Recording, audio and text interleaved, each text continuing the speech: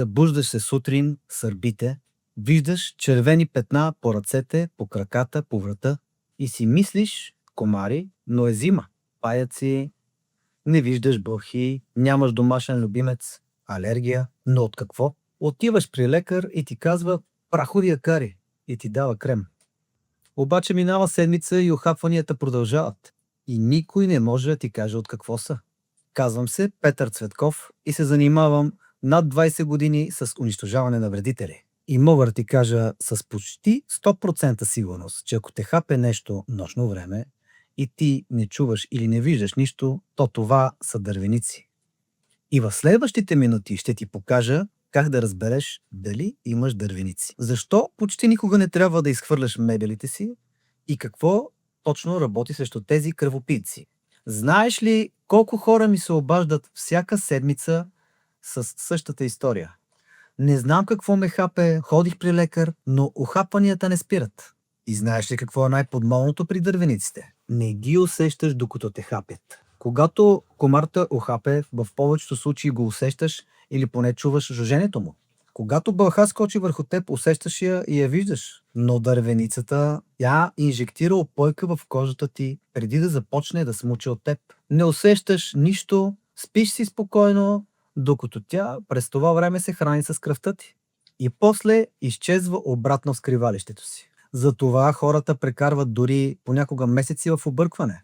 Мислят си, че е алергия, мислят си, че е стрес, мислят си, че поудяват, а всъщност всяка нощ нещо пие кръвта им.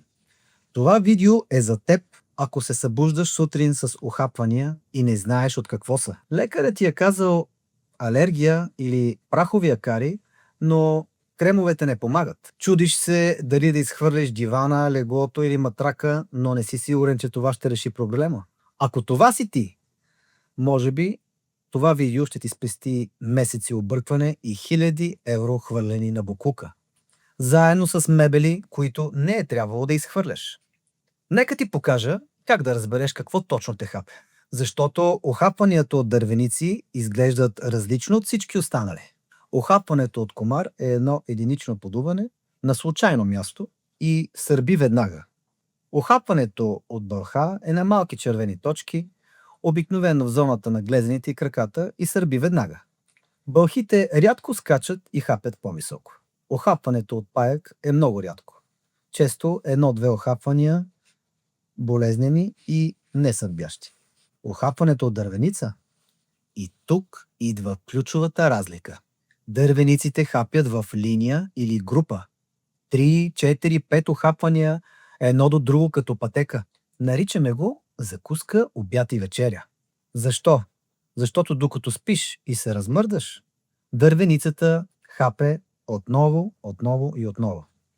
Ако виждаш охапвания подредени в линия или в група, ако се появяват сутрин след сън, ако са предимно на открити части на тялото, по ръцете, по врата, по раменете, почти сигурно е, че имаш дървеници. И тук идва големия въпрос, който всички си задават. Трябва ли да изхвърля матрака, леглото, дивана и въобще всичко? Не. В 90% от случаите с обработката с професионалните ни препарати не е нужно да изхвърляш нищо. Хората изхвърлят матраци за стотици евро и дървениците са пак там, защото те не живеят само в рамката на матрака. Живеят в цепките на пода, в подматрачните рамки на леглото, в цепки в стените, около контактите, зад картините, зад отлепени тапети и на много други места. Изхвърляш матрака, купуваш чисто нов и още същата вечер дървениците се качват и на него. Ето заради това толкова много хора се провалят, когато се опитват да се справят сами с креватните дървеници. А сега искам да ти разкажа една интересна история, която е доста иронична. Преди години ходих на голямо изложение в Турция, специализирано за собственици на ДДД фирми. Това са хора от цял свят, които ръководят фирми за борба с вредители.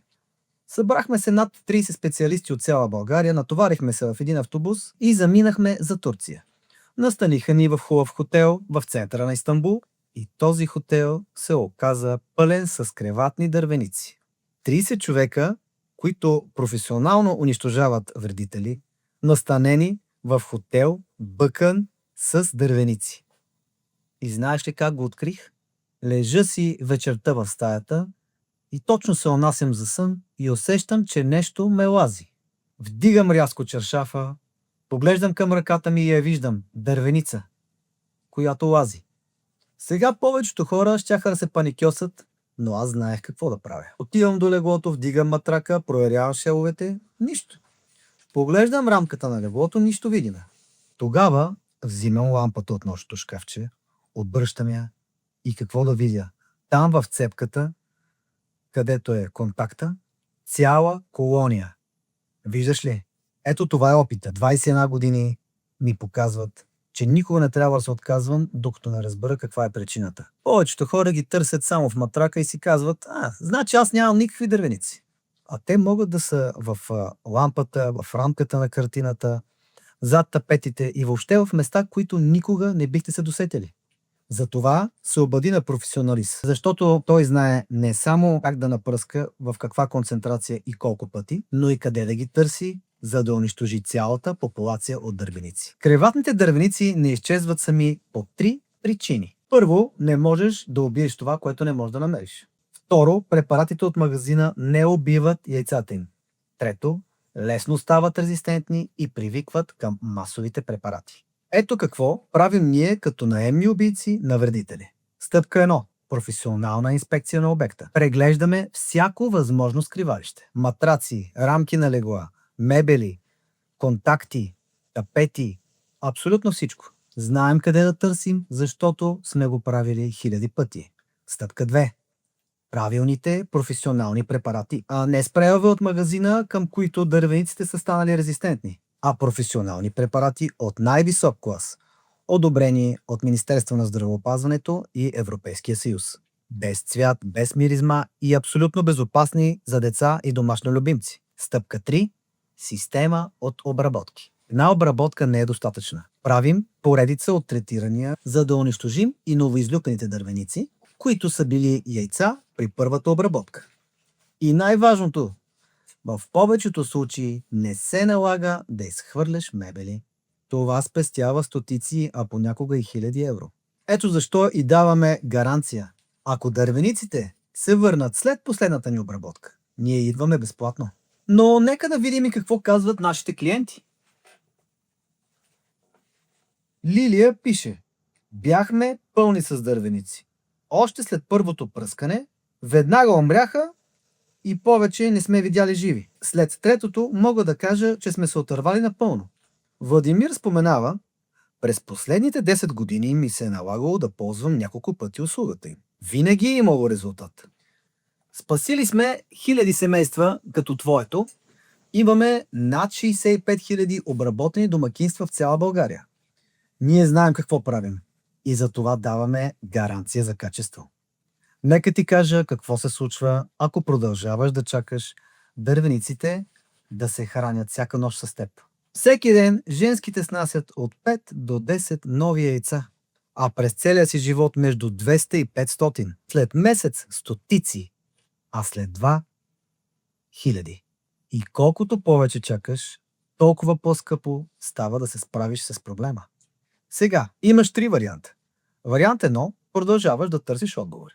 Още един лекар, още една безсънна нощ, още един крем и се чудиш по дяволите какво ме хапе.